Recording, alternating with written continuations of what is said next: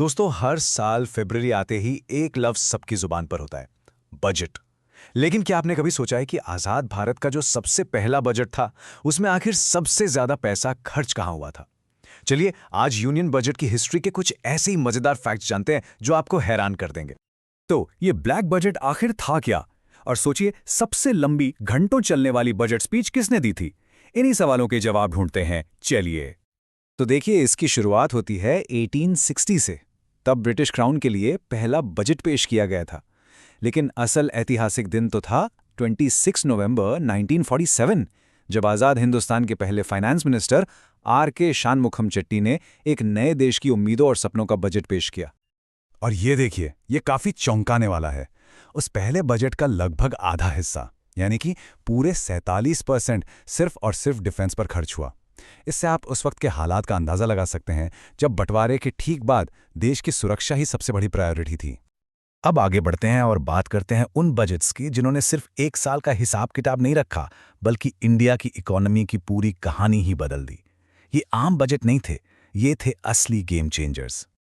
एक तरफ था 1973 का ब्लैक बजट। पता इसका नाम ऐसा क्यों पड़ा? क्योंकि उस साल युद्ध और खराब मौसम के चलते देश को 550 करोड़ का भारी घाटा हुआ था। और दूसरी तरफ था 1991 का ईपॉकल बजट। ये एक नया दौर लेकर आया, जिसने LPG रिफॉर्म्स यानी लिबरलाइजेशन, प्राइवेटाइजेशन और ग्लोबलाइजेशन से इंडियन इकोनॉमी के लिए दुनिया भर के दरवाजे खोल दिए। उस बड़े बदलाव के दौर को बयान करते हुए उस वक्त के finance minister doctor Manmohan Singh ने कहा था, दुनिया की कोई ताकत उस आइडिया को नहीं रोक सकती जिसका समय आ गया हो। ये लाइन ही बताती है कि 1991 के रिफॉर्म्स उस वक्त देश के लिए कितने जरूरी हो चुके थे। चलिए अब थोड़ा फन फैक्ट्स का राउंड हो जाए। देखते हैं बजट की दुनिया में रिकॉर्ड्स बनाने वाले सुपरस्टार्स कौन हैं। सबसे ज्यादा बार यानी पूरे 10 बार बजट पेश करने का रिकॉर्ड है मोरारजी देसाई के नाम। और एक मजेदार बात यह है कि उन्होंने 2 बार बजट अपने जन्मदिन यानी 29 फरवरी को पेश किया था। कमाल है ना? लेकिन अगर शब्दों की गिनती की बात करें तो सबसे लंबी स्पीच का रिकॉर्ड जाता है डॉक्टर मनमोहन सिंह को। अपने उसी 1991 वाले हिस्टोरिक बजट में उन्होंने 18,650 शब्दों का इस्तेमाल किया था। सोच सकते हैं, देश की इकोनॉमी का पूरा ब्लूप्रिंट था उस स्पीच में।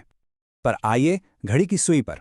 समय के हिसाब से सबसे लंबी स्पीच का रिकॉर्ड है हमारी वर्तमान फाइनेंस मिनिस्टर निर्मला सीतारमण के नाम। 2020 में उनकी स्पीच 2 घंटे और 42 मिनट चली थी।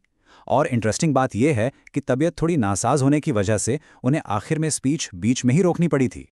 आज हम सबको पता है कि बजट 1 फरवरी को ही आता है, पर क्या यह हमेशा से ऐसा था? बिल्कुल नहीं। तो चलिए देखते हैं कि ये न्यू नॉर्मल कब और क्यों शुरू हुआ। तो पिछले कुछ सालों में बजट प्रोसेस में 3 बड़े बदलाव हुए हैं। सबसे पहले 2001 में शाम 5 बजे बजट पेश करने की अंग्रेजों के जमाने की प्रथा को खत्म करके सुबह 11 बजे किया गया। फिर आया साल 2017, जिसमें 2 बड़े चेंजेस हुए। एक तो रेल बजट को यूनियन बजट के साथ जोड़ दिया गया और दूसरा बजट की तारीख फरवरी के आखिरी दिन से बदलकर 1 फरवरी कर दी गई, ताकि नए फाइनेंशियल ईयर के लिए प्लानिंग का पूरा टाइम मिल सके। If you want any new topic, comment below and LLB student अड्डा चैनल को सब्सक्राइब करें।